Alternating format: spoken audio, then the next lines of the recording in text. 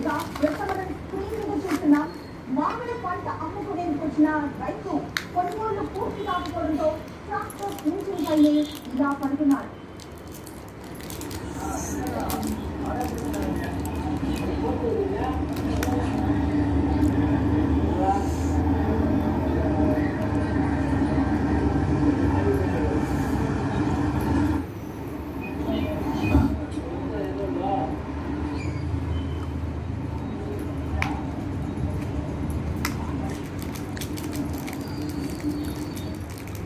దేశంలో 15 ఏళ్ల తర్వాత మళ్ళీ ఇన్నాళ్లకు జనగణన జరుగుతుంది.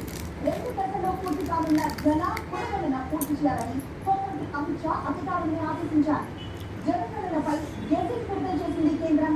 దేశంలో 2 విడతల్లో జనగణన జరగనుంది. జనగణనతో పాటు కులగణనకు నిర్ణయం తీసుకుంది.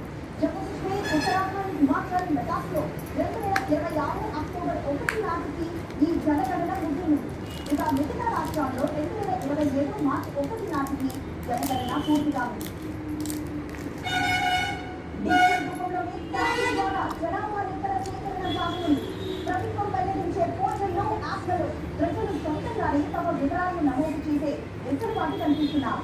డేటా భద్రత కోసం కేంద్ర హోంశాఖ కఠినమైన చర్యలు తీసుకుంటోంది.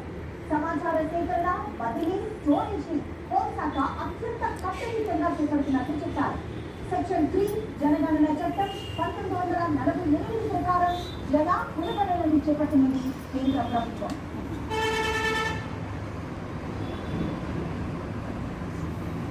ఇక ఉత్తరప్రదేశ్లోని అమ్రోహాలో భారీ పేలుడు జరిగింది.